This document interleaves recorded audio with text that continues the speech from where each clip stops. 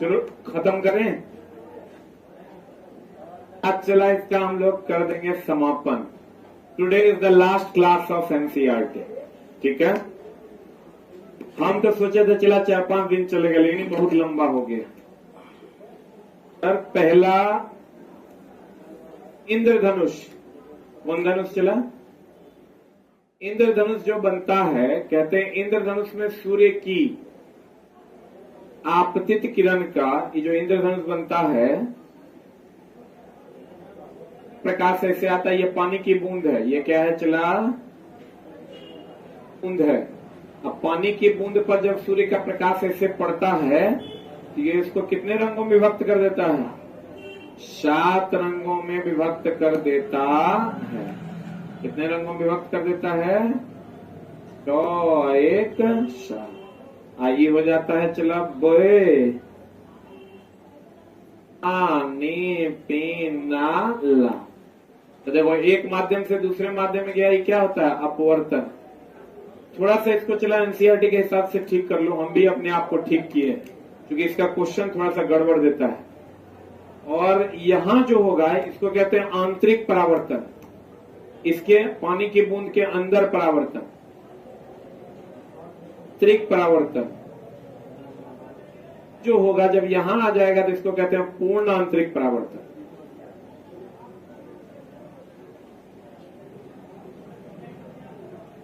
सात रंगों में विभक्त होगा, इसको कहते हैं वर्ण विक्षेपण।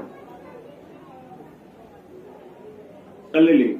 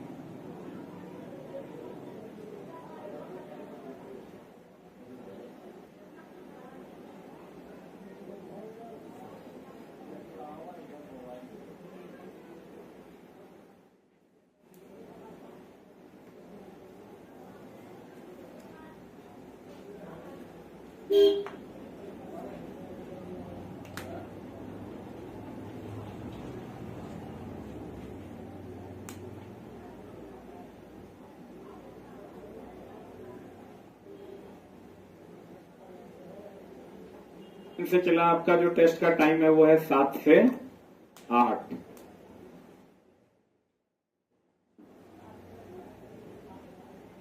ये ध्यान रखिएगा, आंतरिक परावर्तन और पूर्ण आंतरिक परावर्तन में ये चला पहला ऑप्शन मारना, और ये नहीं रहेगा तो मारना पूर्ण आंतरिक परावर्तन।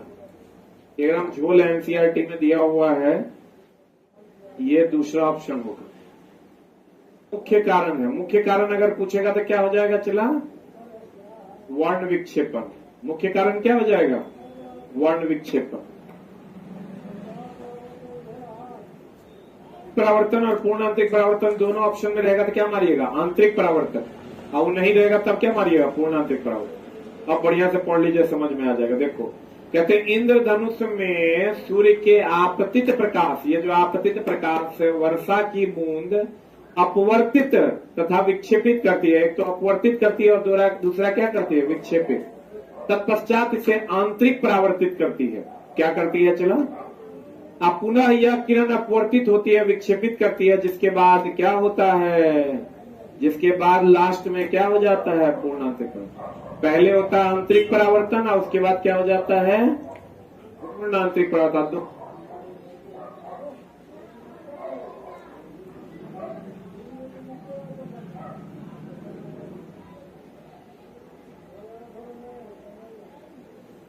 में से कोई एक चुनना होगा तो क्या चुनिएगा? आंतरिक परावर्तन।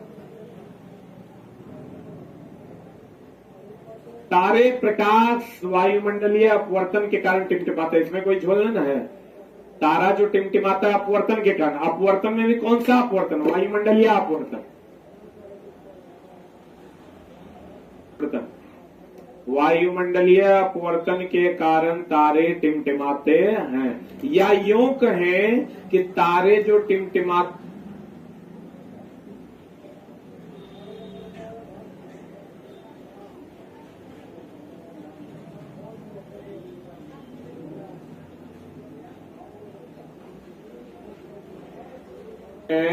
अपवर्तनांक में अंतर के कारण, किसमें अंतर के कारण? अपवर्तनांक में अंतर के, तारे टिमटिमाते हैं किसके कारण? अपवर्तनांक में अंतर के कारण।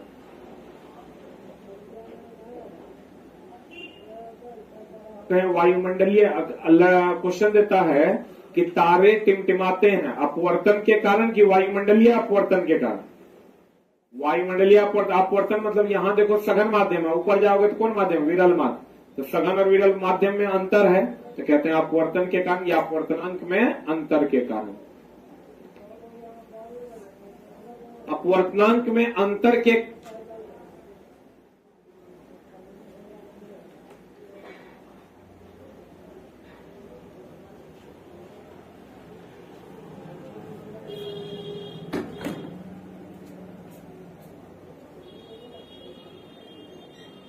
क्या होता है? अपवर्तन। जितना ज्यादा अपवर्तन में अंतर होगा वही क्या है? अपवर्तन। तारों को पृथ्वी से बहुत दूर होने के कारण प्रकाश का, इसे क्या माना जाता है? बिंदु स्रोत माना जाता है, क्योंकि ये तारे बहुत अधिक दूरी पर होते हैं। अन्य ग्रह पृथ्वी के नजदीक होने के कारण प्रकाश का वास्तविक और विस्तृत स्रोत है। जैसे सूर्य, सूर्य को हम लोग विस्तृत स्रोत मानते हैं, जबकि तारे को हम लोग बिंदु स्रोत मानते हैं। सूर्य को क्या मानते हैं? चला, सूर्य हमारा विस्तृत स्रोत है। क्या है? विस्तृत स्रोत है। और तारा क्या है? लिख लो, बिंदु स्रोत है।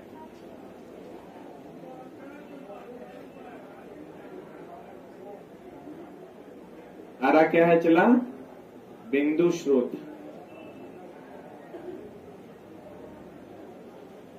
है, विस्तृत स्रोत। अब तारा क्या है? बिंदु स्रोत। क्या? अब देखो, चला, मिश्रण दो प्रकार का होता है। मिश्रण कितने प्रकार का होता है? एक होता है दोस्त मेरे समांगी। क्या होता है? होता है विषमांगी और विषमांगी। समांगी की अगर हम बात करें तो समांगी में हो गया तुम्हारा पानी, जो समान रूप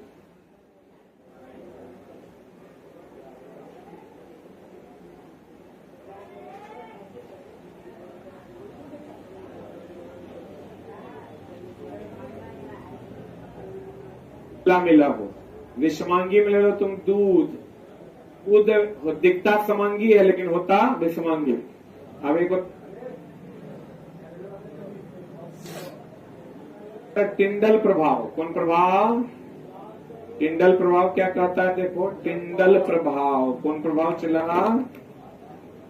टिंडल प्रभाव कहता है कि अगर आप दूध से होकर प्रकाश को गुजारिएगा, किससे होकर? होकर अगर आप प्रकाश को गुजारिएगा तो ये प्रकाश नहीं गुजरेगा। गुजारिएगा तो अगर यही प्रकाश आप पानी से होकर गुजारिएगा, आप पानी डाल दीजिए, आप पानी से होकर प्रकाश को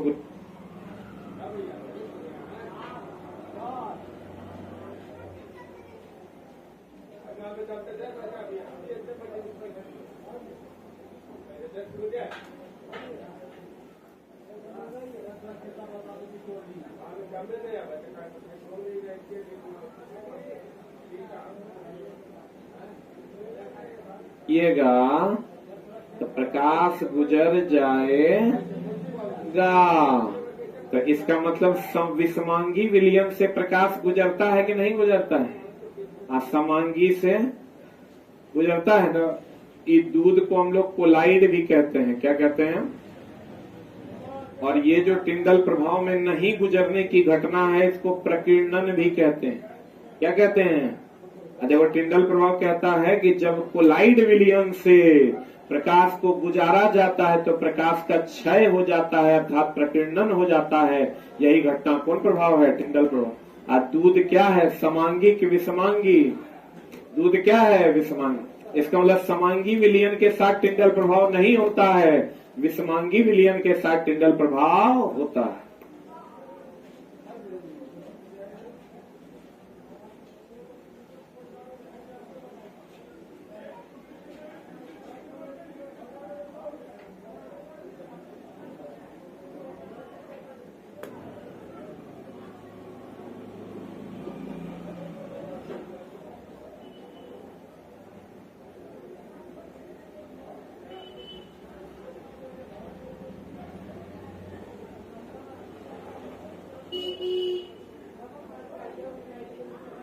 प्रभाव कहता है विषमांगी विलयन से प्रकाश पार नहीं कर पाएगा और समांगी विलयन से प्रकाश पार कर जाए।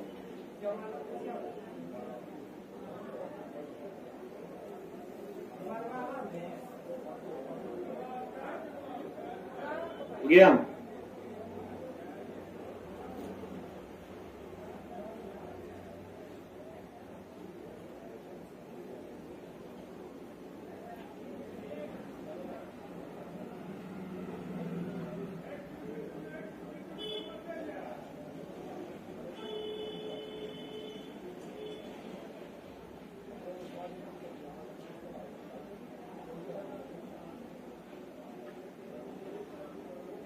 दूध कौन विलयन है? कोलाइड। तो आपको कहेगा टिंडल प्रभाव का संबंध किस विलयन से है? कोलाइड विलयन से। प्रकाश के किस घटना से? प्रकीर्णन से। हो गया?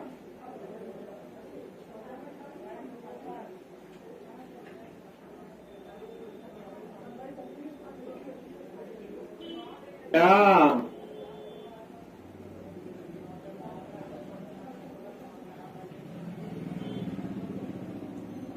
समांगी मिश्रण टिंडल प्रभाव।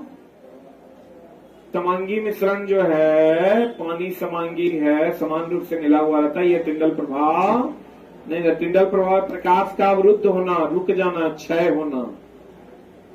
फिर कहता है प्रकाश के कण के, यहां कॉमा होगा, तरंगदैर्घ्य। ऐसे नहीं पढ़ना है, ये रेले का सिद्धांत है चला। प्रकीर्णन का मतलब होता है प्रकाश का क्षय। जैसे धूलकण वगैरह रहता है, टॉर्च जलाते तो प्रकाश का क्षय होता है ना, तो वही प्रकीर्णन है। वही घटना क्या है? प्रकीर्णन। ये कहता है प्रकीर्णन जो होता है वो तरंगदैर्घ्य के चतुर्थ घात का व्युत्क्रमानुपाती होता है। प्रकीर्णन जो होता है वो तरंगदैर्घ्य के चतुर्थ घात का क्या होगा? व्युत्क्रमानुपाती।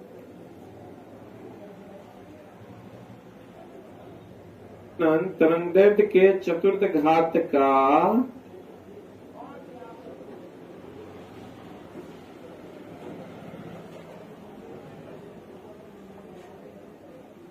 तरंगदैर्घ्य के चतुर्थ घात का क्या होता है? व्युत्क्रमानुपाती।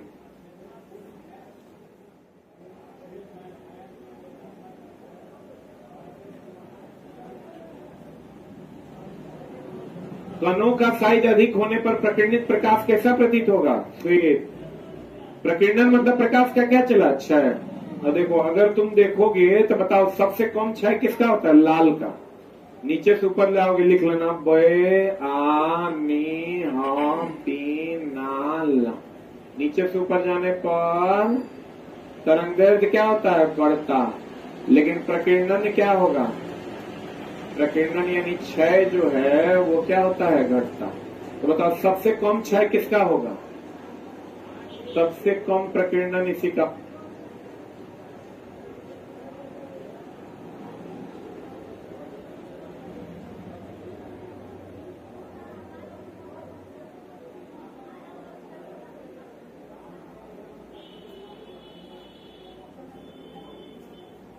सबसे कम नन।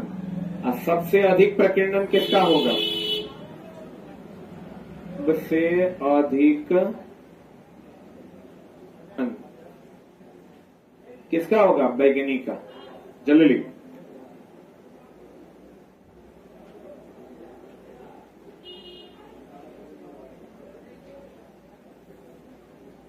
सबसे कम प्रकीर्णन किसका होगा? लाल का। सबसे अधिक प्रकीर्णन किसका होगा? बैगनी का।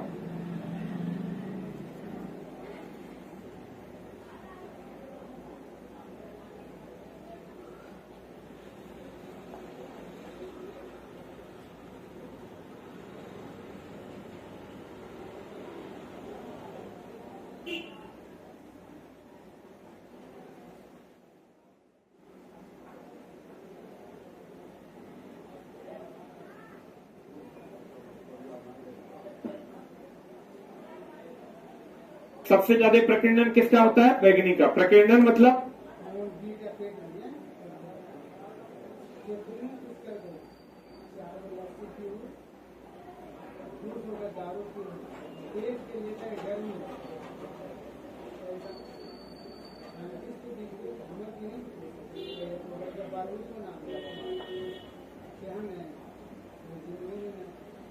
इसीलिए खतरे में लाल रंग का प्रयोग करते हैं। खतरा में कौन रंग का प्रयोग करते हैं? लाल रंग का प्रयोग करते हैं, क्योंकि लाल का प्रकीर्णन यानी क्षय कम होता है, दूर से भी आपको दिख जाएगा। उसका साइज अधिक होने पर प्रकीर्णित प्रकाश कैसा प्रतीत होता है? श्वेत। लाल प्रकाश का तरंगदैर्घ्य नीले प्रकाश की अपेक्षा कितना गुना होता है? लाल का ज्यादा होता है कि नीला का? तो लाल का कितना गुना होगा? 0.8 गुना होता है। कितना गुना होता है?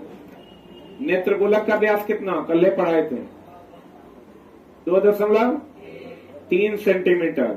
बुलंदे।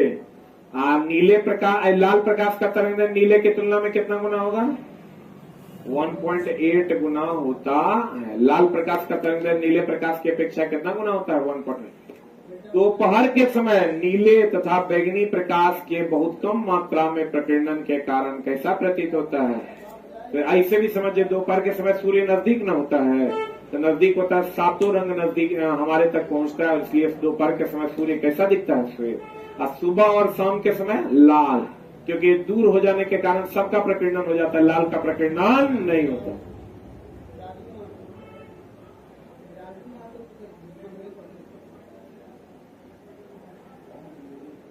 बात सुने हैं?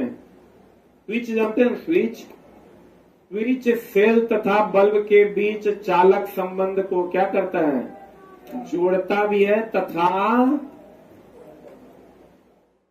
तोड़ता भी है। दोनों में काम है, जोड़ना भी और तोड़ना। किसी विद्युत धारा में सतत तथा बंद पथ में विद्युत परिपथ कहते हैं। अगर बंद परिपथ होगा तभी ना विद्युत परिपथ रहे, खुला परिपथ होगा तो उसमें विद्युत धारा का प्रवाह होगा, तो बंद परिपथ को ही हम लोग परिपथ कहते हैं। देखो चला, विद्युत धारा हम लोग कहते हैं कि धारा का प्रवाह जो होता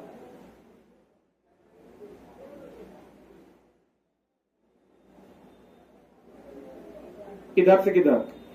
पॉजिटिव से निगेटिव। इलेक्ट्रॉन का प्रवाह निगेटिव टू पॉजिटिव, तो इलेक्ट्रॉन का प्रवाह निगेटिव टू पॉजिटिव। अब धारा का प्रवाह, तो चूंकि पॉजिटिव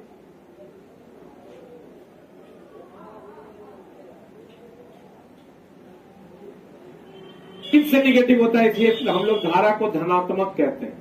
धारा को क्या कहते हैं? अगर कह देगा विद्युत, इलेक्ट्रॉन को ऋणात्मक कहते हैं। इलेक्ट्रॉन को क्या कहते हैं? इलेक्ट्रॉन चूंकि ऋणात्मक से ऋण से धन जाता है, तो इसको हम लोग कहते हैं ऋणात्मक। क्या कहते हैं? धारा को क्या कहते हैं? धनात्मक कहते हैं। विद्युत धारा धनात्मक आवेश का प्रवाह है, जबकि इलेक्ट्रॉन ऋणात्मक आवेश का प्रवाह है। तो कहते हैं, लेकिन चला अभी तक ये कॉन्ट्राडिक्शन है, इसको कोई सुलझा नहीं पाया। ये है उल्टा, जिसको कोई साबित नहीं कर पाया। कहते हैं विद्युत धारा धनात्मक आवेश का प्रवाह है, जो इलेक्ट्रॉन के दिशा के विपरीत है। कहते हैं इलेक्ट्रॉन किधर से किधर? धन से ऋण। इलेक्ट्रॉन ऋण से धन, धारा धन से ऋण, तो दोनों एक दूसरे के विपरीत है।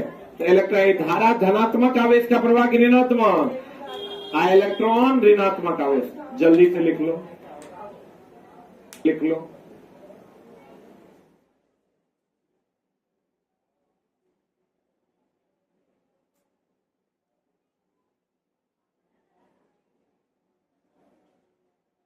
प्रवाह पॉजिटिव से किधर, नेगेटिव।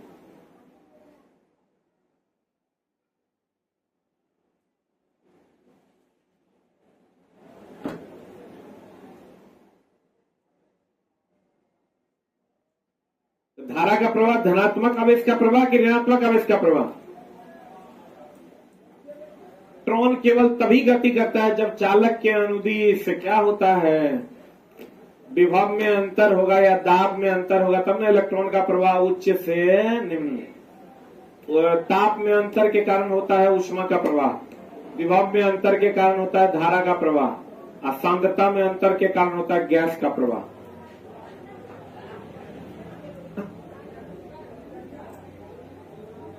कारण आरा प्रवाह का कारण है, प्रवाह का कारण कभी कभी यहां इसलिए दिए हैं चला विभवांतर की जगह कभी कभी दाब भी दे देता है। आरा प्रवाह का कारण है विभवांतर, प्रवाह का कारण है में अंतर, और ऊष्मा प्रवाह का कारण है अंतर, गैस प्रवाह का कारण है सांद्रता या घनत्व। दोनों देता है, कोई एक मारना, सांद्रता दोनों नहीं देता है, कोई एक देता है, या घनत्व में अंतर। अगर दोनों दे दिया भूल से तो सांद्रता मारिएगा, या घनत्व में अंतर। यहाँ विभवांतर के साथ साथ कभी दाब भी दे देगा, इसीलिए ये लाइन हम ऐड कर दिए।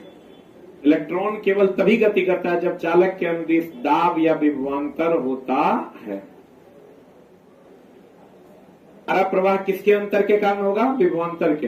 द्रव का प्रवाह लेवल में अंतर के कारण, ऊष्मा का प्रवाह तापांतर के कारण, गैस का प्रवाह सांद्रता या घनत्व में अंतर के कारण।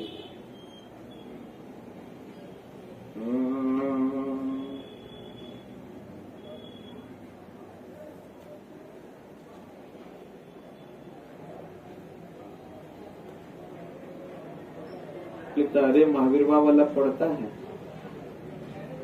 खाली हथी पटाता है, मेहनत पर पानी फेंक रहा है।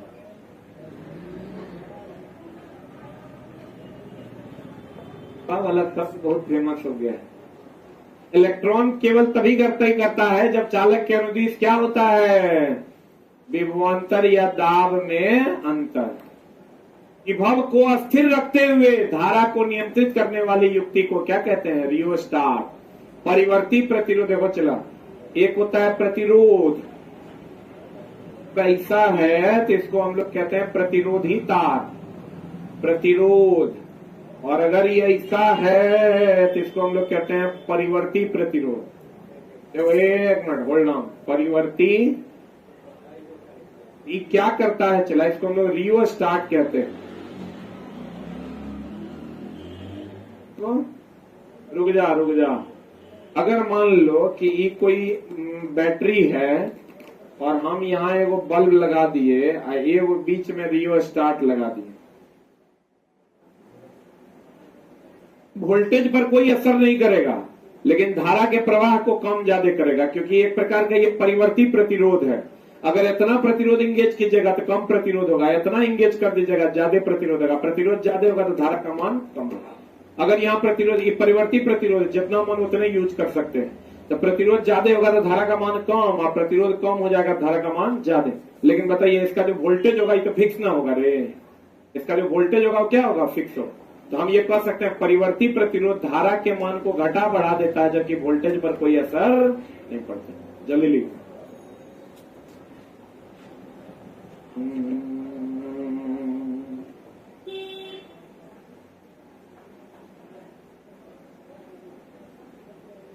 का डेटा क्या 1 जून से है,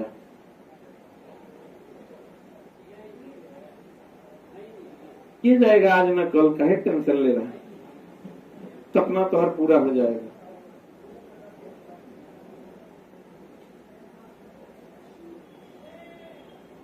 कौन से बनाओ कि एक आदमी ना लेट हो कि तुम पढ़ सको। चलो अब यू आता है, वो एग्जाम तक आएगा कि सर को कोर्स है एलपी के कोर्स, किसी का नाना का दिन है, चला 1 महीना फिजिक्स केमिस्ट्री पढ़ा देगा। परिवर्ती प्रतिरोध किसके मान को बदलता है? धारा के मान को क्या करता है? बदलता है। धारा के मान को क्या करता है? चला बदलता, लेकिन वोल्टेज के मान को क्या रखता है? क्योंकि इसको वोल्टेज से कोई लेना देना नहीं है। धारा के मान को बदलता है, अब वोल्टेज के मान को क्या रखता है? स्थिर रखता है।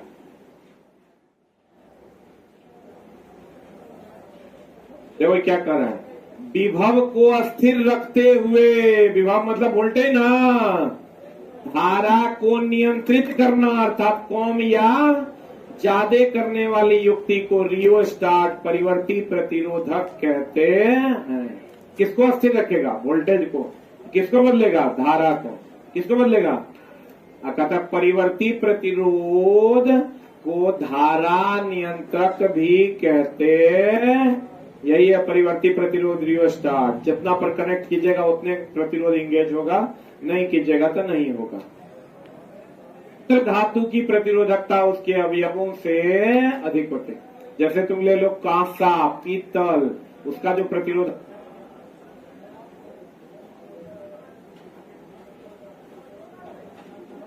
से क्या होगा? अधिक होगा। अतः इलेक्ट्रिक ओवन, ये तो सबको पता है, चला ये कौन प्रभाव पर काम करता है? ऊष्मीय प्रभाव की चुंबकीय प्रभाव? ये विद्युत चुंबकीय तरंग सूक्ष्म तरंग के द्वारा गर्म होता है। ध्यान रखना, ये जो इलेक्ट्रिक ओवन है, चला ओवन की अगर हम बात करें, ओवन में विद्युत चुंबकीय तरंग, विद्युत चुंबकीय तरंग, कौन तरंग? सूक्ष्म तरंग के द्वारा गर्म होता है। सूक्ष्म तरंग से गर्म होता है। ये ऊष्मीय प्रभाव पर नहीं काम करता है। ऊष्मीय प्रभाव पर कार्य करता कि नहीं करता? नहीं करता। इसका जो बर्तन होता है वो बोरोसिलिकेट का होता है। किसका होता है? हम बार बार बताए हैं, बहुत बार बताए हैं, इसका बर्तन किसका होता है? बोरोसिलिकेट का, जो ऊष्मा और विद्युत दोनों का कुचालक होता है। जो ऊष्मा और विद्युत दोनों का होता है। पैन में जो बर्तन होता है किसका बना होता है? बोरोसिलिकेट का।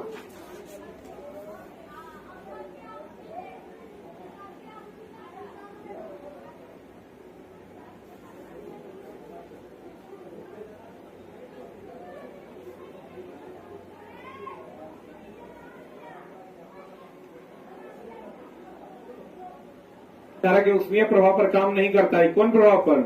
विद्युत चुंबकीय तरंग, यानी कौन तरंग? सूक्ष्म तरंग, जिसको हम लोग माइक्रोवेव्स कहते हैं, उसके द्वारा गर्म होता है। किसके द्वारा गर्म होता है? माइक्रोवेव्स के द्वारा गर्म होता है। इसमें बर्तन किसका होता है? बोरोसिलिकेट का। किसका बर्तन होता है? बढ़े हम ये कह सकते हैं कि इलेक्ट्रिक ओवन विद्युत धारा के कौन प्रभाव पर काम करता है? चुंबकीय प्रभाव पर आधारित है। दैट इज विद्युत चुंबकीय तरंग के द्वारा ये गर्म होता है। बताओ चला, प्रकाशीय यंत्र के रूप में किसका उपयोग करते हैं? टंगस्टन। ऊष्मीय यंत्र के रूप में नाइक्रोम, ये पता है ना। इसलिए टंगस्टन को हम लोग लाइटिंग एलिमेंट कहते हैं। कौन एलिमेंट कहते हैं? लाइटिंग एलिमेंट कहते हैं। नाइक्रोम को हीटिंग एलिमेंट। क्यों? नाइक्रोम का उपयोग हीटर में करते हैं, इलेक्ट्रिक आयरन में करते हैं। जल्दी लिख। गलनांक और प्रतिरोध उच्च की निम्न? गलनांक और प्रतिरोध इसका क्या होता है? उच्च होता है। कहते हैं लाइटिंग एलिमेंट की हीटिंग एलिमेंट? कौन एलिमेंट? इसको हम लोग लाइटिंग एलिमेंट के नाम से जानते हैं। हीटिंग एलिमेंट कौन हो जाएगा? नाइक्रोम। क्यों हो जाएगा? क्योंकि वह ऊष्मा उत्पन्न करता है। एलिमेंट के रूप में किसका? नाइक्रोम। इसका भी गलनांक और प्रतिरोध क्या होता है? उच्च।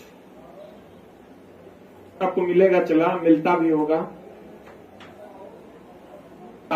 फ्यूज के रूप में तीसा और टीन, इसका गलनांक कम, प्रतिरोध उच्च होता है।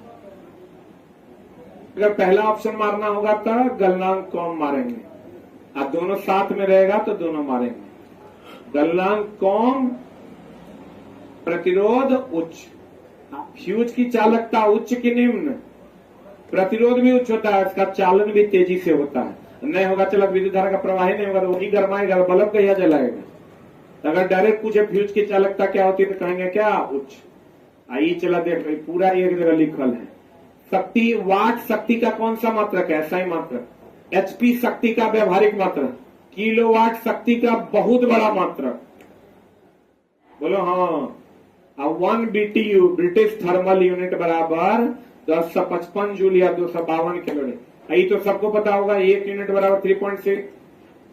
जैसे सबको पता है 3.6 × 10⁵ जूल, 10⁶ जूल, लेकिन होता है 36 गुना 10⁵ जूल में। आप ही जानते हैं 3.6 × 10⁶ जूल जानते हैं ना, इसी से ही आया है। क्या हुआ? अरे वो हमारा इतना मैथ आता है, ये पॉइंट जो है यहां से उड़ा नीचे आया, ऊपर गया तो 5 हो गया। इतना बात करता है ना, तापे गोबरे समझता है कि वे तो इसी से ही आया है। लेकिन इसका दोनों रूप आप जानिए। इसको और अगर थोड़ा सा ये करोगे तो 3600 किलो जूल भी होता है। 100 किलो जूल।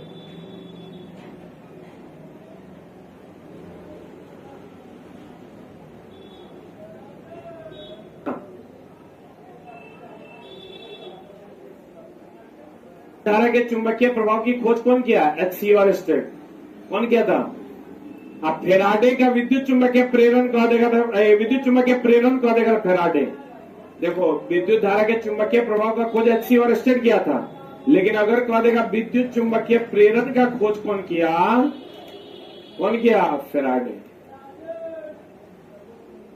फेराडे।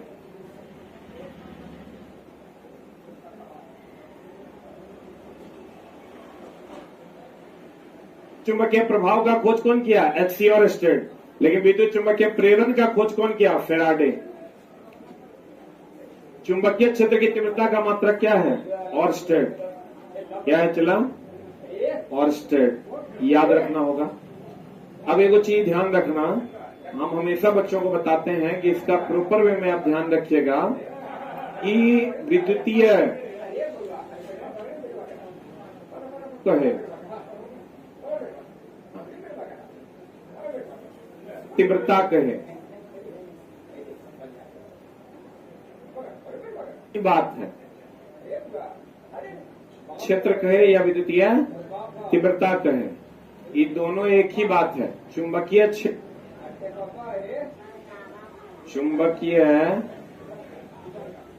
कहे, चुंबकीय क्षेत्र की तीव्रता कहे। चुंबकीय क्षेत्र की कहे तीव्रता लग जाएगा तो ये सदिश राशि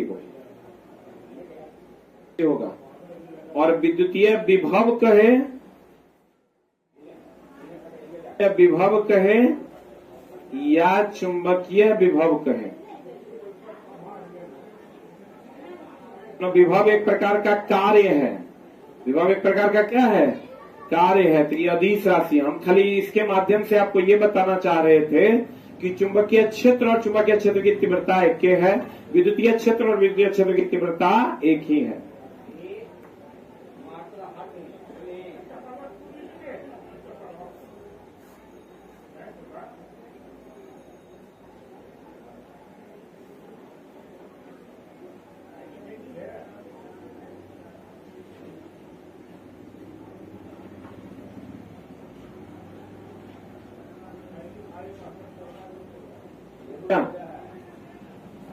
जब भी देगा कौन राशि है? सदिश राशि। अब विभव जब भी देगा कौन राशि है? अदिश राशि।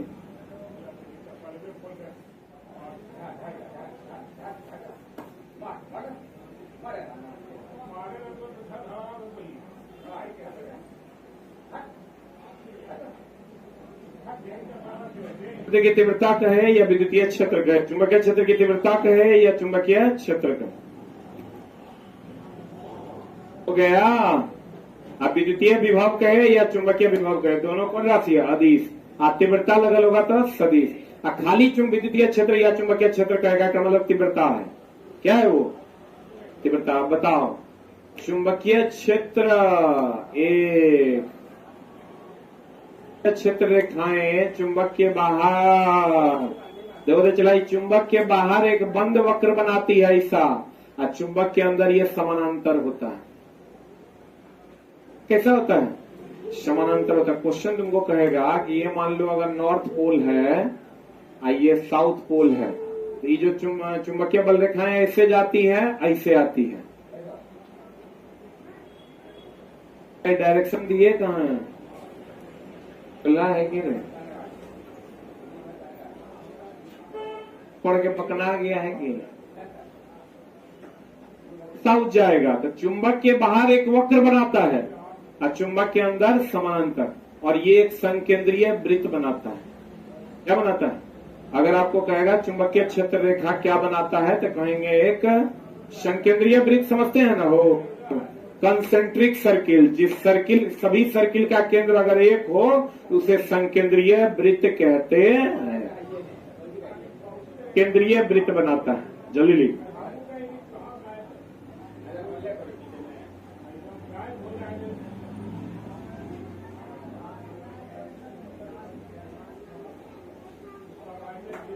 बल रेखाएं एक संकेंद्रीय वृत्त बनाती है। चुंबक के बाहर एक बंद वक्र बनाती है, चुंबक के अंदर कैसी होती है? समानांतर।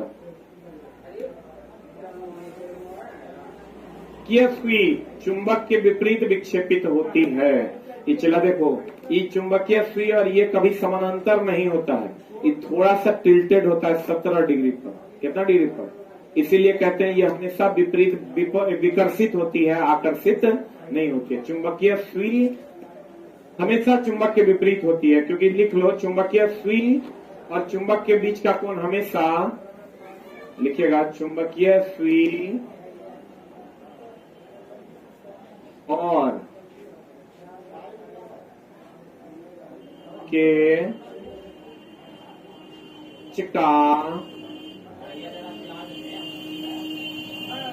हमेशा 17 से 18 डिग्री होता है। कितना होता है चला? इसलिए ये हमेशा विक्षेपित करके टेढ़ा कर देती है।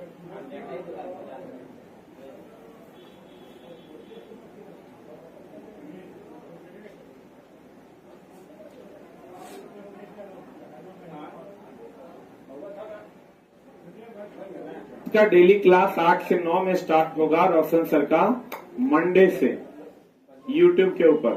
8 से 9 यूट्यूब के ऊपर डेली 8 से 9 रोशन मिश्रा सर का मैथ स्टार्ट हो रहा है, जिसमें आपको टीसीएस का जो करंट क्वेश्चन है 22-23 का, वो करवाया जाएगा। इसी सप्ताह मंडे से 8 से 9 में ये बैच स्टार्ट होगा आपका। यूट्यूब के ऊपर बिल्कुल फ्री है, 8 से 9 में आप इसको कर सकते हैं। अरे 8 से 9 रीजनिंग ना है रे, 8 से 9 नहीं, 7 से 8। 7 से 8 मेरा ना है, 7 से 8। अरे 7 से 8 जिनका टाइम सूट करेगा 7 से 8 ही होगा शायद, हमको लगता है। 5 से 6 में किसका है? 6 से 7 तो खाली है क्या? कोई क्लास है क्या उनका? कोई ना कोई क्लास रहने करेगा, उतना नहीं सोचना है। 7 से 8 में रोशन मिश्रा सर का क्लास आएगा। या अगर टाइम चेंज होगा तो हम यूट्यूब कम्युनिटी में लगवा देंगे, देख लीजिएगा। चुंबकीय सुई और चुंबक के बीच का कोण कितना होगा? 17 से 18 डिग्री। दो क्षेत्र रेखा एक दूसरे को प्रतिच्छेद करती है। ये क्वेश्चन एनसीईआरटी में है डायरेक्ट, कि दो, कल भी तो था ये क्वेश्चन, कल टेस्ट में था ना क्वेश्चन, कि दो क्षेत्र रेखाएं एक दूसरे को कभी काटती नहीं है। ठीक है, टेस्ट में था। दो क्षेत्र रेखाएं प्रतिच्छेद करने की दिशा में दोनों दिशा चेंज हो जाएगा जो संभव अगर ये रेखा एक दूसरे को काटेगा तो दोनों जगहों पर अलग अलग दिशा होगा कि सेम हो जाएगा? एक के बिंदु पर दो दिशा हो जाएगा, जो संभव नहीं। विद्युत धारा का परिमाण में वृद्धि होने पर विक्षेप में भी क्या होगा? वृद्धि हो। जैसे चलाकर गैल्वेनोमीटर ये ले लीजिएगा, गैल्वेनोमीटर ले लीजिएगा, ऐसे करंट नापिएगा तो करंट के परिमाण में वृद्धि कीजिएगा तो इसका डिफ्लेक्शन भी ना बढ़ेगा। डिफ्लेक्शन को ही विक्षेप कहते हैं। डिफ्लेक्शन को ही क्या कहते हैं? विक्षेप कहते हैं। कहते हैं कि अगर विद्युत धारा के परिमाण में वृद्धि होने पर किसमें वृद्धि होगा? विक्षेप में क्या होगा? वृद्धि होगा।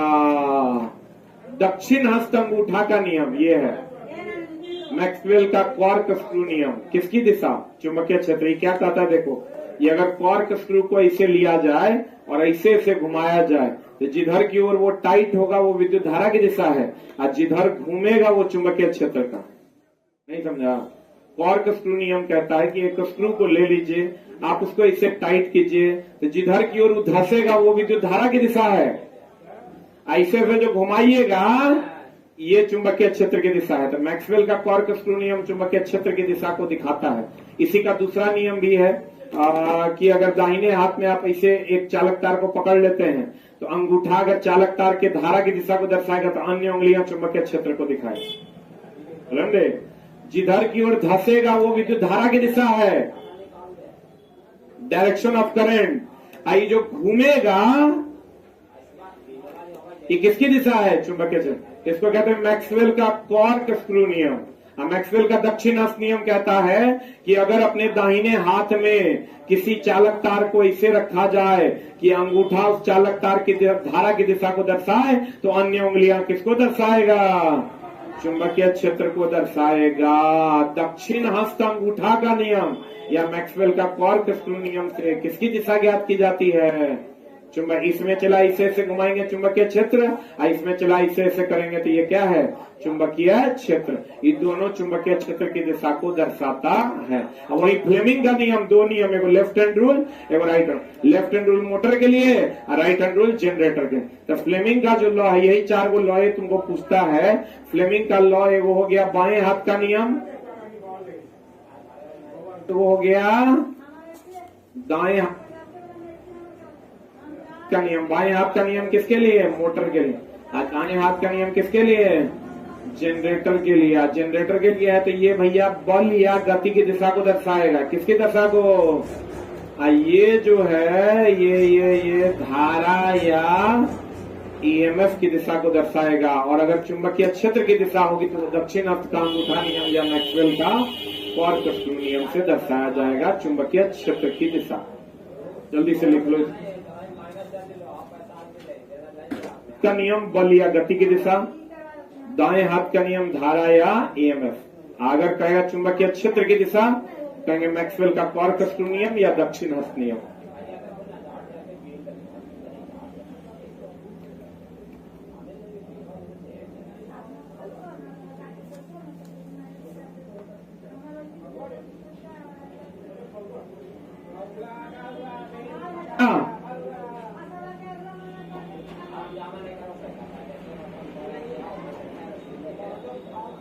मिलने कितने लॉ दिए थे? 2। एगो बाएं हाथ का नियम, एगो दाएं हाथ का नियम। क्या कहता है? जिधर स्क्रू धंसेगा वो किसका? धारा। और जो घूमेगा वो चुंबकीय क्षेत्र। इसका मतलब इससे किसकी दिशा का ज्ञान होता है? चुंबकीय क्षेत्र। किसकी दिशा का? चुंबक की प्रबलता।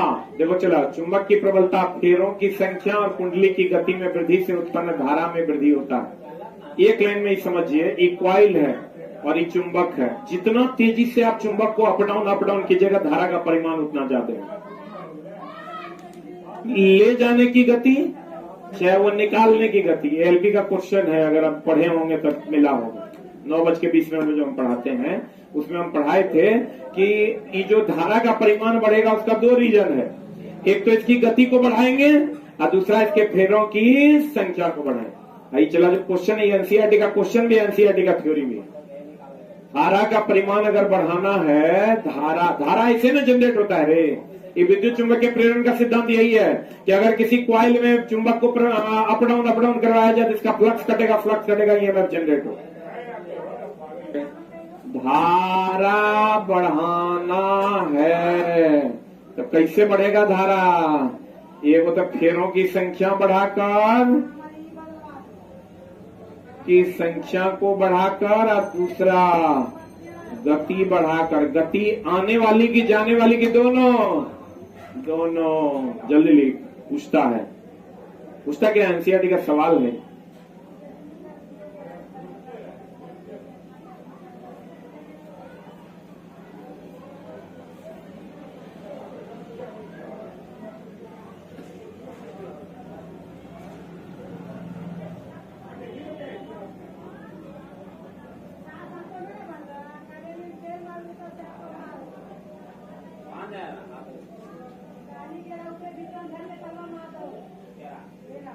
रीजनिंग का टेस्ट आज दिए थे आप लोग? पढ़ा रहे मास्टर? हाँ। धारा बढ़ाता है तो फेरों की संख्या क्या होगी? बढ़ेगी। ये फेरों की संख्या, ये कॉइल, और गति भी बढ़ेगा। कहता है चुंबक की प्रबलता फेरों की संख्या कुंडली की गति में वृद्धि करने पर धारा में भी क्या हो जाएगा? वृद्धि। या चुंबक की प्रबलता भी बढ़ा दीजिएगा तब भी हो जाएगा। चुंबक अगर अधिक प्रबल ले लीजिएगा तब भी हो जाएगा, क्योंकि अधिक प्रबल लीजिएगा तो फ्लक्स बढ़ेगा, फ्लक्स बढ़ेगा तो ईएमएफ बढ़ेगा।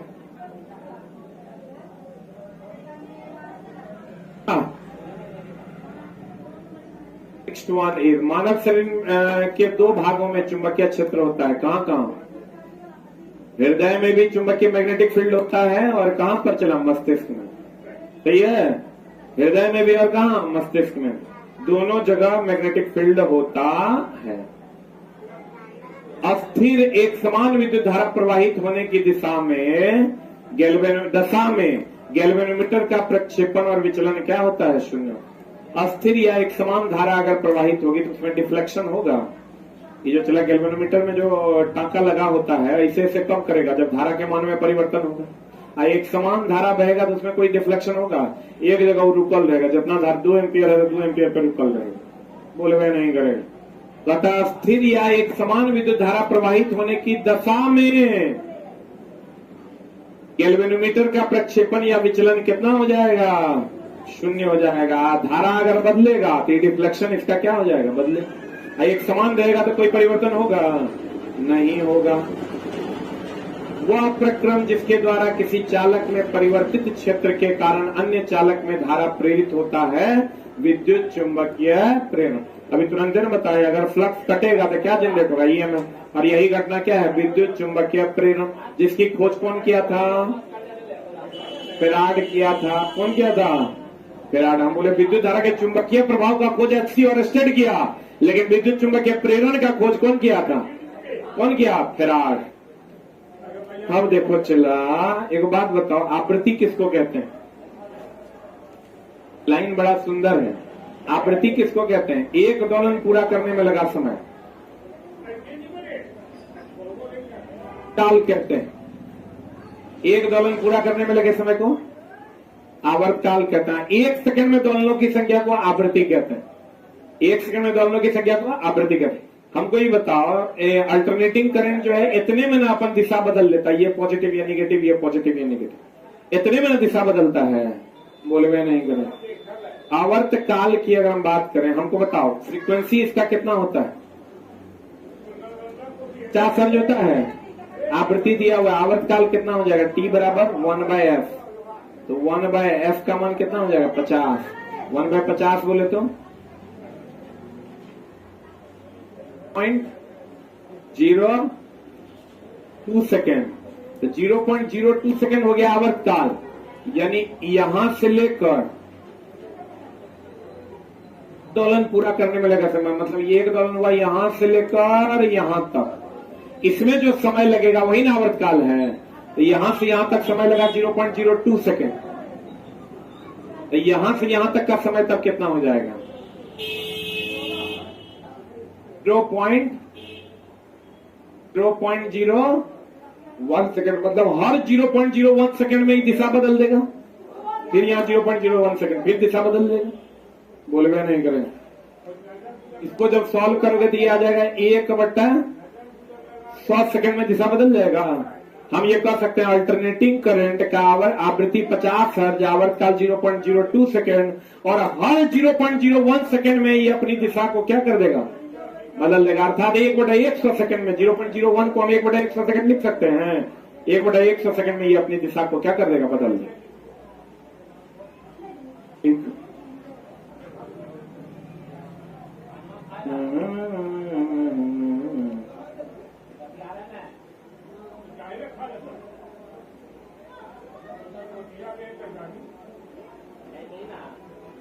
टीचर के लिए बैच 12 तारीख से मिलेगा, 12 तारीख दिन शुक्रवार से।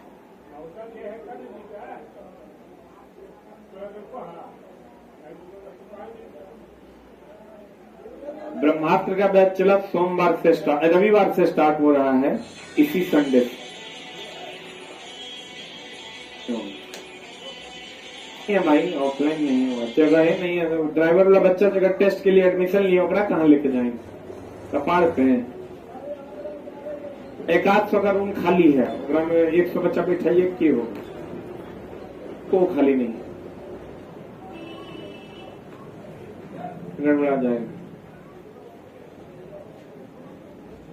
इस सेट नहीं हुआ है, संडे तक सेट हो जाएगा, अनाउंसमेंट भी हो जाएगा, दोपहर में ही रहेगा। कितना सेकंड के बाद बदल देगा, 1/100 सेकंड। प्रत्यावर्ती धारा हर 1/100 सेकंड अर्थात 50 हर्ज के बाद अपनी दिशा बदल देगी। विद्युतमय यानी हो गया लाइव वायर। लाइव वायर समझता है रे, मेन वायर। लाइव तार तथा उदासीन तार दोनों सीधे संपर्क में आते हैं तो शॉर्ट सर्किट हो जाता है, तो शॉर्ट सर्किट होता है। ओवरलोडिंग कब होगा चला, जब हम यंत्र अधिक लगा देंगे। जब लाइव और न्यूट्रल आपस में मिल जाएगा तो क्या हो जाएगा, शॉर्ट सर्किट। ओवरलोड का मतलब ज्यादा यंत्र का लग जाना, एक को पंखा की जगह 10 को पंखा लगा देंगे, शॉर्ट सर्किट हो जाएगा। चलाने में पता चला हमारे शरीर में जो रासायनिक ऊर्जा है वो किस ऊर्जा में बदलता है, पेशीय ऊर्जा में। अब पुनः पेशीय ऊर्जा, देखो शरीर का रासायनिक ऊर्जा पेशीय ऊर्जा में बदलता है, पेशीय ऊर्जा यांत्रिक ऊर्जा में बदलता है। बोलवे नहीं करेगा। चला साइकिल चलाने में, क्या चलाने में, ये आपके पास है रासायनिक ऊर्जा, ये रासायनिक ऊर्जा बदल जाता है पेशीय ऊर्जा में, पेशीय ऊर्जा बदल जाता है यांत्रिक ऊर्जा में। बोलो नहीं, साइकिल चलाने में रासायनिक ऊर्जा पेशीय ऊर्जा में, अब पुनः पेशीय ऊर्जा यांत्रिक ऊर्जा में बदल जाता है। ऊर्जा के स्रोत में कोयला का उपयोग किसके लिए, कोयला के उपयोग से ही औद्योगिक क्रांति आई थी। कोयला का उपयोग अभी वो अलग बात है कि धीरे धीरे वो समाप्त हो जाएगा, लेकिन कोयला के उद्योग से ही पहली बार क्या आया था, औद्योगिक क्रांति आया था। इसी को द्रव सोना कहते हैं। जल विद्युत संयंत्र में संचित स्थितिज ऊर्जा को, ये जो स्थितिज ऊर्जा होता है यहाँ, इसी से विद्युत उत्पन्न करते हैं, जबकि यह प्रक्रिया जल में, स्थितिज ऊर्जा से हम लोग विद्युत ऊर्जा निकालते हैं, लेकिन गति जो होता है पानी का, उससे न विद्युत निकलता है। तो कहेगा पानी के किस प्रक्रिया द्वारा विद्युत उत्पन्न होता है, गति के द्वारा। किसके द्वारा, जबकि बांध में होता कौन ऊर्जा है, स्थितिज ऊर्जा। स्थितिज ऊर्जा से विद्युत ऊर्जा मिलता है, लेकिन पानी की किस क्रिया के द्वारा, किस क्रिया के द्वारा। दोनों क्वेश्चन अलग अलग है। तुमको कह देगा कि बताइए विद्युत संयंत्र में संचित स्थितिज ऊर्जा किसमें बदलती है, विद्युत ऊर्जा में, जबकि यह प्रक्रिया जल की कौन ऊर्जा द्वारा होता है, कौन ऊर्जा द्वारा, स्थितिज ऊर्जा के द्वारा। देखो यहाँ स्थितिज ऊर्जा है, ये स्थितिज ऊर्जा विद्युत ऊर्जा में बदलता है, लेकिन जल के कौन प्रक्रिया के द्वारा, कौन प्रक्रिया के द्वारा, गतिज ऊर्जा के द्वारा। जैव गैस, जैव गैस वही हो गया, कौन गैस है, गैस, गोबर गैस। गोबर गैस जान रहा है ना। बायोगैस में मीथेन सर्वाधिक, कितना, 70 से 75%। सबसे कम प्रदूषण कौन फैलाता है? हाइड्रोजन। लेकिन प्रयोग में लाया जाता है सीएनजी। प्रयोग में लाया जाने वाला सबसे कम प्रदूषण फैलाने वाला सीएनजी। सबसे ज्यादा पवन ऊर्जा शक्ति का उपयोग डेनमार्क में होता है, इसलिए इसे क्या कहते हैं? सबसे ज्यादा पवन चक्की वही है डेनमार्क में, इसलिए इसको कौन देश कहते हैं? चला, पवनों का देश कहते हैं। वायुमंडल के परतों द्वारा प्रति एकांक क्षेत्र द्वारा अवशोषित सौर विकिरण की मात्रा को क्या कहते हैं? सौर स्थिरांक। प्रति एकांक क्षेत्रफल जितना ऊर्जा को, सौर ऊर्जा को अवशोषित करता है, उसे हम लोग सौर स्थिरांक कहते हैं। अब पादप कितना % सौर ऊर्जा को अवशोषित करता है? पादप 1% सौर ऊर्जा को अवशोषित करता है। ऊर्जा है सूर्य के पास, उसका 1% सौर ऊर्जा। सीआरटी का सवाल है, पढ़िएगा तो आपको मिल जाएगा। यूपीएससी टीआरई 1.0 का भी सवाल है।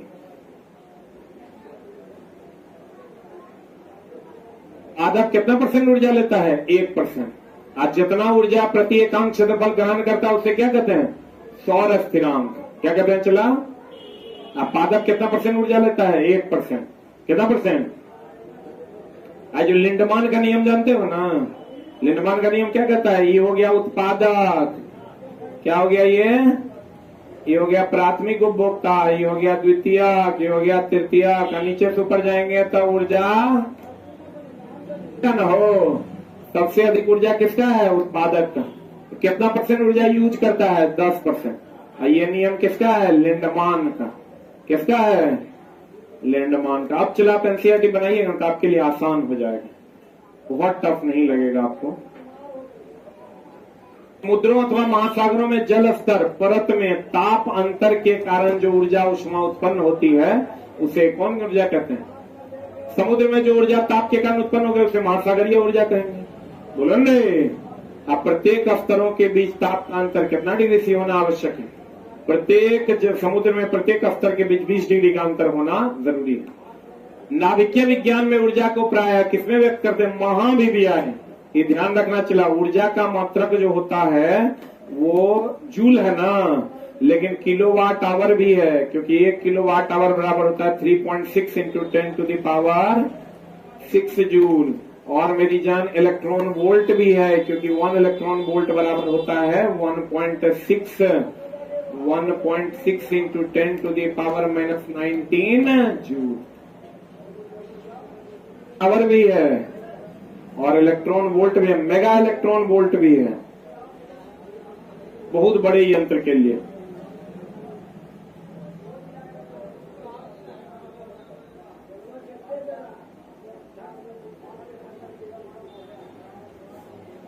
हो जाएगा ना रे। तो चला बोल दिए तो अपना जुबान निभा रहे हैं। को लग रहा था कि 4-5 दिन ये 100-125 पढ़ा देंगे, बहुत हो गया। पढ़ देते तब तो कोई दिक्कत ही नहीं था, खत्म हो जाता। लेकिन पढ़ाएंगे। कैसा लगा तुम लोग को क्लास? पक्का? नाभिकीय विज्ञान में ऊर्जा की प्राय इलेक्ट्रॉन वोल्ट में व्यक्त किया जाता है। हम लोग जो विद्युत ऊर्जा खपत करते हैं उसमें किलोवाट आवर में, ऊर्जा को किलोवाट आवर में, नाभिकीय विज्ञान में इलेक्ट्रॉन वोल्ट में, क्योंकि दोनों किसके बराबर है? जूल के बराबर। और जूल किसका मात्रक है? ऊर्जा का। अभी तुरंत बताए थे चला, हाइड्रोजन को स्वच्छ ईंधन माना जाता है क्योंकि ये सबसे कम प्रदूषण फैलाता है, परंतु उपयोग में आने वाला स्वच्छ ईंधन क्या है? सीएनजी। हाइड्रोजन गैस हम लोग उपयोग नहीं करते। नाभिकीय संलयन अभिक्रिया के लिए उच्च ताप की आवश्यकता होती है कि निम्न ताप? उच्च ताप ना। संलयन में उच्च ताप होता है कि विखंडन में? संलयन में 1000 गुना ज्यादा होता है, नाभिकीय विखंडन से प्राप्त होता है। नाभिकीय संलयन की क्रिया जो होती है वो स्टार्ट होती है उच्च ताप से। अब वह उच्च ताप कहां से प्राप्त होता है? नाभिकीय विखंडन से। कहां से?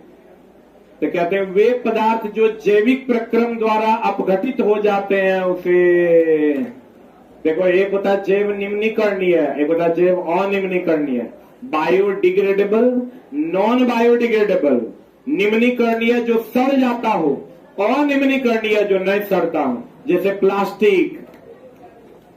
अनिम्नीकरणीय में अगर आओगे तो ये अनिम्नीकरणीय में कौन हो जाएगा? प्लास्टिक। प्लास्टिक, शीशा, ये सब क्या है? अनिम्नीकरणीय। अनिम्नीकरणीय का इंग्लिश होता है non biodegradable. Non biodegradable. Non biodegradable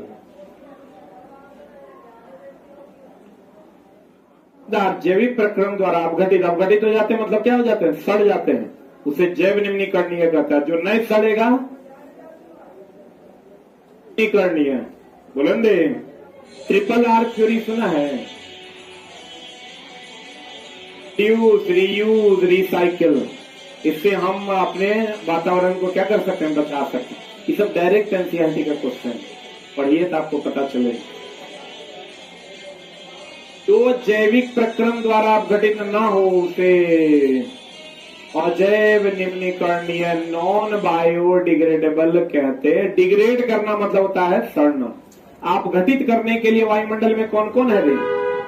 अपघटित या अपमार्जक जो है वो कौन कौन है? एगो जीवाणु और दूसरा चला क्या? कवक। और कवक, इसको हम लोग जैविक अपमार्जक भी कहते हैं। अपमार्जक मतलब सरफ। अच्छा, पारिस्थितिकी तंत्र में जैव की अजैव की दोनों उपभोक्ता भी होता है। मिट्टी या पानी भी पारिस्थितिकी तंत्र का हिस्सा है। तो पारिस्थितिकी तंत्र में जैविक भी होता है और अजैविक। पारिस्थितिकी तंत्र में जैविक भी होता है और क्या होता है? अजैविक। नदी, तालाब, झील, प्राकृतिक पारितंत्र तथा बगीचा, खेत, क्या है चला करना? वन तो प्राकृतिक है, ये है। नदी भी, तालाब भी, झील भी, बगीचा हम लोग बनाते हैं, खेत कृत्रिम पारितंत्र का हिस्सा है। स्वपोषी, पादप स्वपोषी की नहीं? पादप बोलो या स्वपोषी बोलो? अरे बोलवे नहीं करेगा। पादप बोलिए या स्वपोषी। प्रथम श्रेणी के पोषी स्तर में है। सबसे पहला वही ना है रे। कहते हैं प्राथमिक उपभोक्ता। अरे छोटा ये देखो, सबसे नीचे कौन?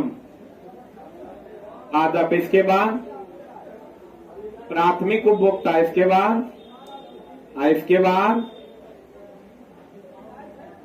बताओ। पादप प्रथम श्रेणी में है, अब प्राथमिक उपभोक्ता द्वितीय श्रेणी में है। बुझा रहा है? ये पहला श्रेणी, दूसरा, तीसरा, चौथा श्रेणी। प्राथमिक उपभोक्ता प्राथमिक श्रेणी में है कि पहली श्रेणी में है कि दूसरे श्रेणी में? और द्वितीय उपभोक्ता तीसरे श्रेणी में और तृतीय उपभोक्ता चौथे श्रेणी में।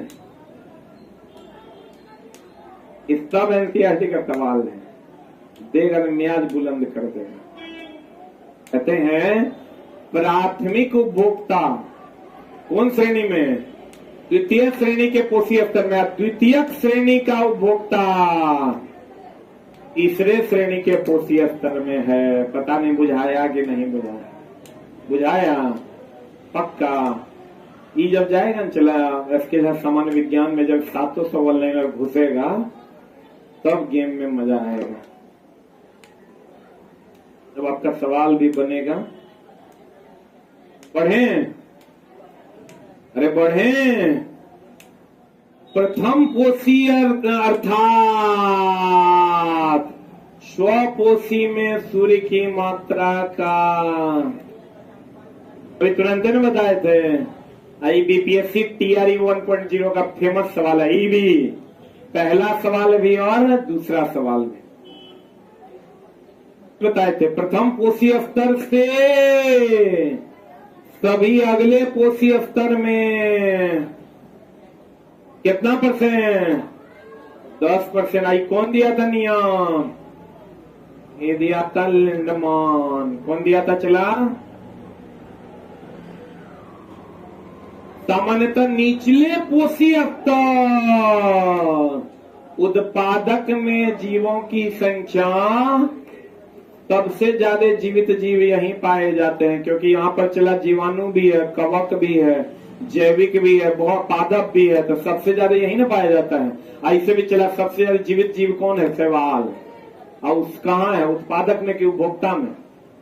कहाँ है? तो कहते हैं सामान्यतः निचले पोषी स्तर में जीवों की संख्या अधिक होती है, ऊर्जा भी अधिक होता है। ऊर्जा भी क्या होता है? अधिक होता है। कहता ऊर्जा के स्थानांतरण में ह्रास होता है कि वृद्धि होता है? वो नीचे से ऊपर जो 10% ऊर्जा का स्थानांतरण होता है, तो ह्रास होता है कि वृद्धि होता है? ऊर्जा के स्थानांतरण में ह्रास ऊर्जा का सामान्यतः कौन ऊर्जा में रूपांतरण होता है? ऊष्मा ऊर्जा में रूपांतरण होता है। इसलिए जो जो ऊपर आप जाइएगा गर्म जीव पैदा होते हैं। कैसे जीव पैदा होते हैं? जो जो आप ऊपर जाते जाइएगा जीवों की गर्मी जो है वो बढ़ती जाएगी, उसकी ऊर्जा अधिक होती है, ऊष्मा ऊर्जा में बदलती है। ऊर्जा अधिक नहीं होती, ऊष्मा ऊर्जा में बदलती है। अब देखो चला, ऊर्जा का प्रवाह एक दिशीय होता है। ये सब एनसीईआरटी है, जाके खोल के देखना, पलटोगे आप क्वेश्चन मिल जाएगा एग्जाम्पलर में क्वेश्चन। एक दिशीय होता है, मतलब उत्पादक से इधर की ओर होगा। बता दो कुत्ता से ऊर्जा मिलेगा पौधा को? द्विदिशात्मक नहीं होता है। एकरा से मिलेगा खरगोश को, खरगोश को खाएगा सांप, और सांप को खाएगा लोमड़ी, जे भी खाएगा, कुत्ता ने खाएगा। नीचे से ऊपर जाएगा तो ऊर्जा में क्या होगा? 10% का स्थानांतरण होगा, ऊर्जा घटेगा। फिर कुत्ता से कभी इसको फायदा नहीं होगा। तो ऊर्जा एक दिशात्मक है कि द्विदिशात्मक है? कैसा है? ऊर्जा का प्रवाह हमेशा एक दिशीय होता है। ओजोन का निर्माण, एक मिनट, हम लोग क्या पढ़ते हैं? पराबैंगनी किरणों के द्वारा ओजोन परत, ओजोन परत के द्वारा पराबैंगनी किरणों को रोका जाता है। रही पड़ता है ना, सूर्य का प्रकाश से जो ये किरणें आ रही है, तो ये पराबैंगनी किरण कोई रोक न देता है। किरण को कौन रोकता है? ओजोन परत जो कौन मंडल में होता है? समताप मंडल, ये रोक देता है। लेकिन चला एक बात और जानिए कि पराबैंगनी किरण से ही ओजोन परत का निर्माण भी होता है। क्लोरोफ्लोरोकार्बन जो हम लोग छोड़ते हैं इससे नष्ट होता है। आपको कहेगा बताओ ओजोन परत का निर्माण किससे होता है? पराबैंगनी किरण से। आई नष्ट किससे होता है? क्लोरोफ्लोरोकार्बन से। बुझा रहा है ना? आई ओजोन परत का नष्ट होना मतलब छेद होना, मतलब पतला होना। क्या होना? पतला होना। आज के सेट में है, आज एलपी के सेट में है। घूर्णन गति बढ़ने से लोलक का आवर्तकाल बढ़ जाता है। घूर्णन गति करते हुए लोलक का आवर्तकाल होता है T बराबर 2π√ω/g। पराबैंगनी किरणें प्रतिरक्षा तंत्र तथा त्वचा का, पीछे भी न बताए थे। एक दूसरे को दो बातें हैं। पराबैंगनी किरण तुमको कहेगा त्वचा का कैंसर, वो तो होबे करेगा। प्रतिरक्षा तंत्र मतलब WBC का जो निर्गमन होता है तुम्हारे शरीर में, उसको भी क्या कर देगा? कम कर। किसका निर्गमन? WBC का। इसलिए तुम बीमार रहने लगोगे बहुत ज्यादा, और त्वचा का कैंसर तो होबे करेगा। तो दोनों बातें हैं, एक तो प्रतिरक्षा तंत्र के लिए हानिकारक है, और दूसरा त्वचा का कैंसर। क्वेश्चन दे देगा पराबैंगनी किरणों से क्या होगा, पहला दे देगा त्वचा का कैंसर, लड़का मरेगा, हाँ यही होगा आंसर। लेकिन आप ये भी जानिए कि प्रतिरक्षा तंत्र को भी क्या होगा? नुकसान होगा। WBC का जनरेशन कम हो जाएगा। पॉलीफॉर्म जीवन, डायरेक्ट एनसीईआरटी का सवाल है। एनसीईआरटी एग्जाम्पलर में आप जाइएगा, आपको ये सवाल मिल जाएगा। और बीपीएससी TRE 1.0 का भी सवाल है। आप कहिएगा सर आपको कैसे पता है? तो चला हम तो देखे हैं क्वेश्चन, हमारा पता है। पूरा ने विश्वास है, तुम जाकर देख ले। जब तुम्हारे साथ क्या है, हम कहेंगे यहाँ पूछा है, तुम कहेंगे पूछा है, तो बड़ा फालतू आदमी है कोई, तुझे बोलता है सब झूठे बोलता। तुम जाके पढ़ लेना, तुमको सवाल मिल जाएगा। एनसीईआरटी से 30% सवाल पूछा था हमको। चला एनसीईआरटी जो ग्रुप डी से पढ़ाना हम शुरू किए हैं, तो अभी तक हमको लगता है कितना बार ये क्वेश्चन पढ़ा दिए होंगे, तो हमको याद है। ये क्वेश्चन डायरेक्ट तुमको उठा के कॉपी पेस्ट किया था। कॉलीफॉर्म जीवाणु जो मानव के आंत में पाया जाता है, यह जल प्रदूषण का प्रमुख कारण होता है। इसी से चला तुमको डिहाइड्रेशन वगैरह हो जाता है। कहते हैं कॉलीफॉर्म गंगा जल प्रदूषण का प्रमुख कारक है, जो अर्ध जलाशय से होता है। क्योंकि ये पाया कहाँ जाता है?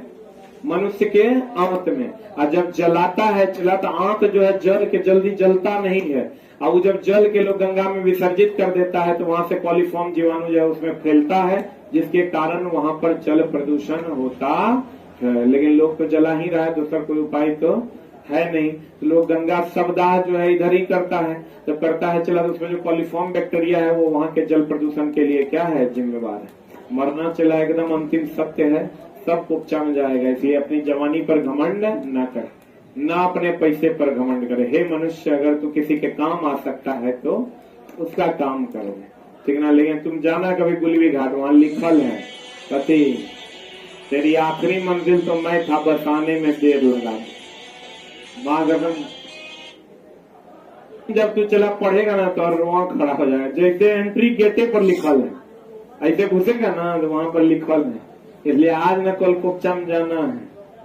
इसलिए अभी कोपचा शब्द चला कहाँ से है? हम जहाँ काम करते थे कंपनी में, पहली बार जब मेरा बीटेक करने के बाद नौकरी लगा तो हम सोचे कि चलो काम कर रहे थे, तो बगल से जो है ना श्मशान घाट का रास्ता था और खिड़की खुले रहता था। इस साइड में टीवी चलता था, उसपे कभी ऋतिक रोशन कभी कैटरीना कैफ नाचती थी। इधर से हर 5 मिनट पे जाता था, राम नाम सत्य है, राम नाम सत्य है, राम नाम सत्य है। साला एक तरफ हम इधर मशीन पे काम कर रहे हैं, एक तरफ इधर देखते थे, एक तरफ इधर देखते थे। हमको लगा कोपचा में जाना तय है, तो साला कितना माथा पेची करेंगे। हम बोले ना साला, हम ही मशीन, मेरा काम था गो नो गो चेक करना। क्वालिटी डिपार्टमेंट में थे हम ना, साला हमारा से ही काम नहीं हुआ। हम 10 दिन हुआ चला, एकदम मसमसा के हम जॉब छोड़ दिए। वो टोटल का बैग हाफ पेंट पहने आज चल दिए। दुनिया को जे कहना है कहो, जब कोपचा में जाने है साला तो जम के मेहनत करें। लेकिन कुछ कुछ कोढ़िया लोग भी समाज में है, वो की कहता जानते हो? जब मरना तय है तो फिर क्यों कुछ करना है? कुछ ऐसे भी समाज तोरे में होगा कुछ लोग। अभी अगर मन में ही चल रहा है सर, जब मरना तय है तो काहे बाप करना है? अरे पगला, जब जीवन मिला है ना तो इस जीवन का सही उपयोग करो, न तो वेस्ट हो जाएगा तुम्हारा उपयोग। जीवन जो है वेस्टेज हो जाएगा, और वेस्टेज करके क्या फायदा है? जब जीवन मिला है, भगवान ने इतना सुंदर जीवन दिया है, इसका उपयोग करो खुद के लिए भी और सबसे ज्यादा दूसरों के लिए। लेकिन तू करेगा नहीं। अभी तू सोच रहा होगा जब आप इतना ही कहते हैं तो बिना पैसा का पढ़ाई है तो अरे तोरा पास की तोहर चल रहा होगा, हम सब न जानते हैं रे। अरे चोटा, ये एक व्यवस्था है, इसमें चला हम तोरा से पैसा लेते हैं ना तो तू यहाँ बैठ पाता है। आज तोरा से हम पैसा लेना बंद कर देंगे तो हर महीने 20 लाख रुपया इस एजुकेशन सिस्टम का खर्चा है, जो तुम हम वहन नहीं कर पाएंगे। तोरे पैसा से हो ना, तू बैठ कहाँ पाएगा? जो पंखा के हवा खा रहा है, 1 सेकंड लाइन में करता ही आएगा कहां से? नहीं आ पाएगा। ये व्यवस्था है, तुम हर चीज में अपना पक्ष का चीज खोज लेता है, समझा? ऐसा नहीं है, ये एक सिस्टम है जिसको चलाना है तुमको भी और हमको भी। लेकिन जो जीवन मिला है उसका सदुपयोग करो, दुरुपयोग नहीं करो कुकर्म कर करके। तो देखो आपको कहेगा कि बताइए गंगा जल प्रदूषण का जो कारण है वो कौन है? कॉलीफॉर्म। कॉलीफॉर्म कहाँ पाया जाता है? मनुष्य की आंत में, और इसी से जल प्रदूषण होता है। इसी से क्या होता है? गंगा जल प्रदूषण। पर्यावरण को बचाने के लिए 3R, अभी तुरंत में बताए थे रे। 3R में कौन कौन है? 3R में रिड्यूस मतलब कम उपयोग कीजिए, रीयूज कीजिए यानी पुनः उपयोग कीजिए, और रिसाइकिल कीजिए मतलब पुनः चक्रण कीजिए। जो सड़ने वाला नहीं है उसको पुनः चक्रण, जैसे प्लास्टिक उसको पुनः चक्रण कीजिए, लोहा उसको पुनः चक्रण करके आप यूज कीजिए, यानी रिड्यूस कम उपयोग। अगर पर्यावरण को बचाना है रीयूज और क्या रिसाइकिल। मोलस्का जंतु जगत का दूसरा सबसे बड़ा समूह है मोलस्का, और यही न चला तापमान के हिसाब से अपना लिंग बदल लेता है। तथा तरंगदैर्घ्य कम होने पर के कारण प्रकाश सीधी रेखा में चलता हुआ प्रतीत होता। हम बोले थे प्रकाश कैसी रेखा में चलता है? सीधी रेखा। क्यों चलता है, कितनों घुमाएगा तो कंटेंट जाने के बाद इसके सामान्य विज्ञान से क्वेश्चन इधर उधर हिलेगा नहीं। और जबकि मात्र 700 लाइन डालेंगे, 700 लाइन डालने के बाद पूरा एनसीईआरटी इसके बस में होगा।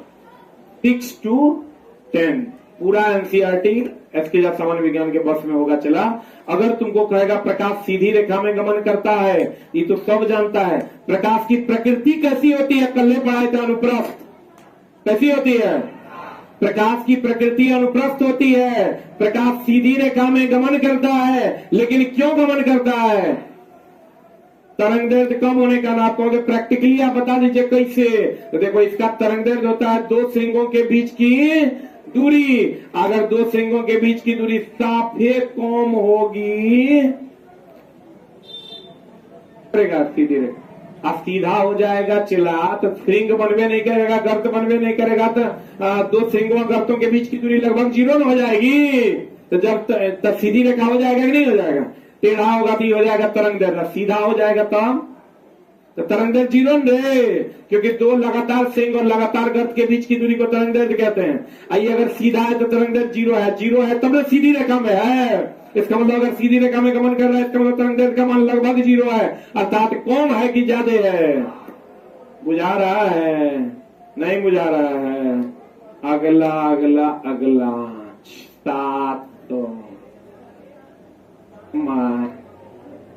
चला, नाइट्रोजन कौन चला, नाइट्रोजन पौधों के वृद्धि में सहायक है, ये तो सब जानता है।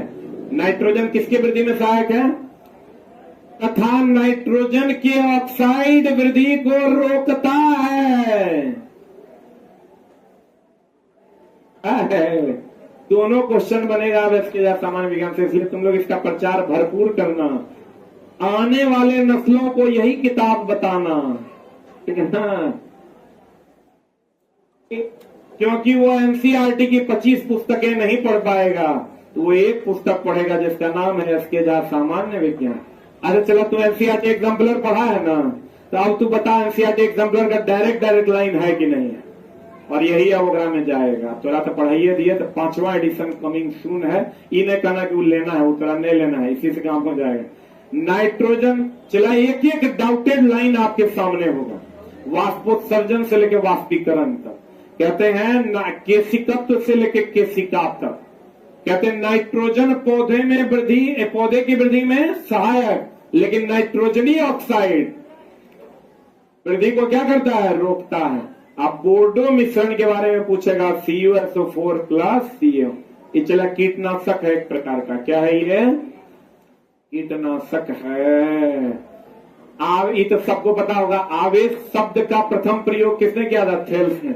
लेकिन धन और रिंद बताया था बेंजामिन फ्रैंकलिन। ये भी एनसीईआरटी का सवाल है। आवेश शब्द प्रथम प्रयोग कौन किया था, थेल्स। लेकिन आवेश शब्द का प्रथम प्रयोग विपरीत आवेश, देखो चलो, अगर कह देगा आवेश शब्द का प्रथम प्रयोग किसने किया, थेल्स ने, लेकिन आवेश के लिए धन और ऋण अर्थात विपरीत आवेश शब्द का प्रयोग बेंजामिन फ्रैंकलिन ने किया।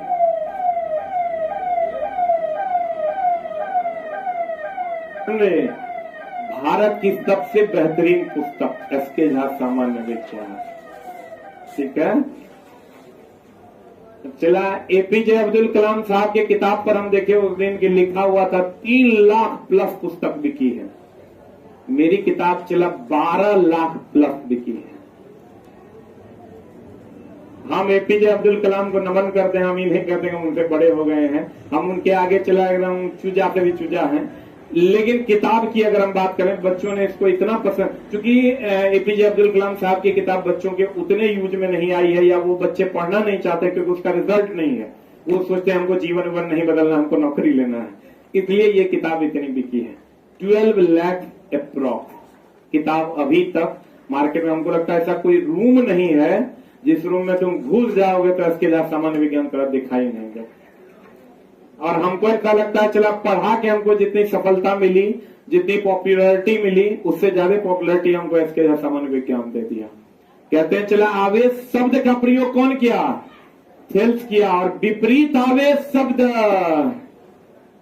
किसने? बेंजामिन फ्रैंकलिन ने किया। क्लियर है? प्रथम बार आवेश उत्पन्न किसने किया? फैराडे ने। लेकिन आवेश का संचरण किसने बताया? किरचॉफ ने। ये लिख लो चला, आवेश का संचरण के बारे में कौन बताया? किरचॉफ ने बताया। किसने बताया? किरचॉफ ने। उत्पन्न कौन किया था? फैराडे ने, विद्युत चुंबकीय प्रेरण का सिद्धांत देकर। लेकिन भैया आवेश का संचरण के बारे में किसने बताया? किरचॉफ ने। किसने बताया? किरचॉफ ने। आवेश शब्द का प्रयोग किया थेल्स ने। विपरीत आवेश धन और ऋण शब्द का प्रयोग किया बेंजामिन फ्रैंकलिन ने। आवेश उत्पन्न करने की बात कही फैराडे ने, आवेश संचरण की बात कही किरचॉफ ने। प्रथम और द्वितीय नियम देकर, धारा रूल, नोड रूल और जंक्शन रूल देकर के। वास्तविक गैस, आदर्श गैस वह गैस है जिसका न कोई विरोध हो, न स्थान छेदता हो, न श्यानता हो, न संपीड्यता हो। उसे हम लोग कौन गैस कहते हैं? आदर्श। आदर्श आदमी होते एपीजे अब्दुल कलाम साहब। आदर्श लोग वह लोग होते हैं जिसका कोई विरोध नहीं होता है। कहते हैं वास्तविक गैस आदर्श गैस के नियम का पालन उच्च ताप तथा निम्न दाब पर होता है। ये आइडियल केस है, प्रैक्टिकली प्रूव्ड है, आपको याद रखना होगा। वास्तविक गैस आदर्श गैस के नियम का पालन कब होता है?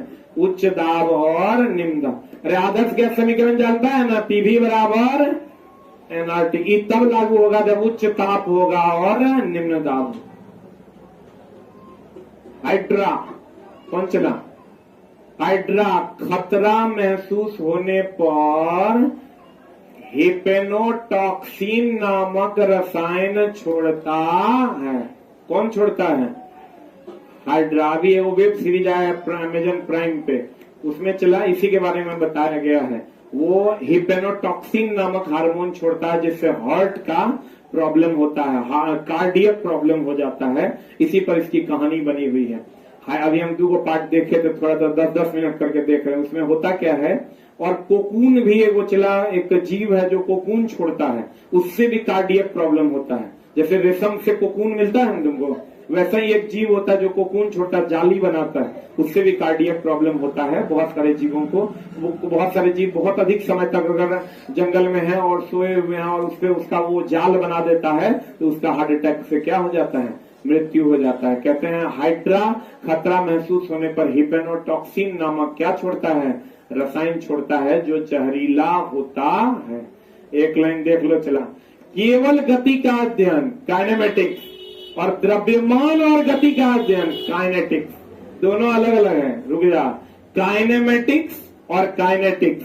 केवल गति का अध्ययन करेंगे तो क्या हो जाएगा? काइनेमेटिक्स। और द्रव्यमान और गति दोनों का अध्ययन करेंगे तो क्या हो जाएगा? काइनेटिक्स। ये ध्यान रखना चला, काइनेमेटिक्स केवल गति का अध्ययन और द्रव्यमान और गति दोनों का अध्ययन करेंगे तो काइनेटिक्स। अब जब इतना पढ़ाइए तो एक लाइन थोड़ी छोड़ देंगे, एक लाइन और है। अब कहां है?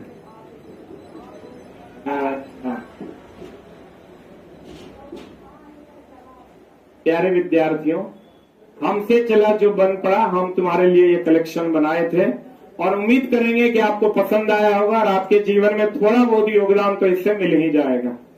बाकी चला खाली नौकरी हो जाएगा तो हमारा भूलना नहीं, ठीक है ना?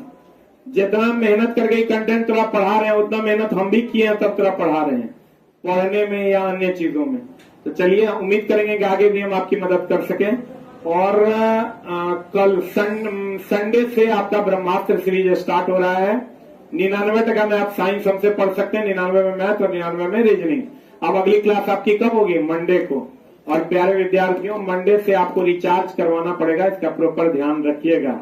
अभी तक जैसे तैसे चल रहा था, मंडे से आपको रिचार्ज करवाना पड़ेगा। भी चला और बहुत सारा अच्छा अच्छा सीरीज हम आपको ला कर देंगे। न्यूमेरिकल का ऐसा ऐसा सीरीज ला के देंगे कि तुम्हारा मियाज बुलंद हो जाएगा। एक दिन लाएंगे आवर्धन क्षमता तो वही आएगा, एक दिन मोल कॉन्सेप्ट आएगा तो वही आएगा बहुत जल्द। और वो क्लास ऑनलाइन भी उपलब्ध होगा, ऑफलाइन भी उपलब्ध होगा। बहुत जल्द हम लोग आपसे मिलते हैं। आज एनसीईआरटी का ये लास्ट क्लास है। और प्यारे विद्यार्थियों, हम आपका ऑनलाइन नहीं कर पाए, रिकॉर्डेड क्लास नहीं दे पाए, इसके लिए हम सॉरी हैं। क्योंकि ये रूल आगे से भी लागू रहेगा और जब भी कोई स्पेशल क्लास आएगा तो आपको प्रॉपर वे में आके पढ़ना है। ये मेरे लिए नहीं है। अगर हम वीडियो पब्लिक करते हैं, हर वीडियो से हमको 40 से 45 हजार रुपया आएगा। यानी अगर 15 दिन हम पढ़ाए हैं और ये वीडियो हम आज पब्लिक कर देते हैं तो मेरे अकाउंट में कम से कम 4 लाख रुपया बहुत आसानी से आ जाएगा, अप्रॉक्स 4 लाख।